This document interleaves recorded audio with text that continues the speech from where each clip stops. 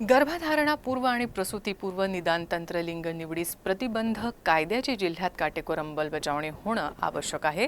त्या अनुषंगानं प्रसूतीपूर्व कालावधीत नोंदणी, NC ट्रॅकिंग तसंच सोनोग्राफी सेंटर आणि गर्भपात केंद्राच्या वेळोवेळी तपासण्या कराव्यात, असे निर्देश जिल्हाधिकारी अजित कुंभार यांनी दिले आहेत।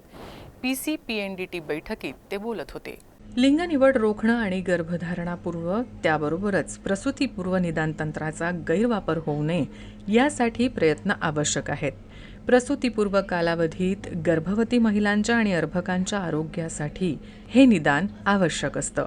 त्या अनुषंगानं प्रसूतीपूर्व कालावधीत नोंदणी, NC ट्रॅकिंग तसंच सोनोग्राफी सेंटर आणि गर्भपात केंद्राच्या वेळोवेळी तपासण्या करणं गरजेचं असतं। त्यामुळे तशी नोंदणी होणंही महत्त्वाचं।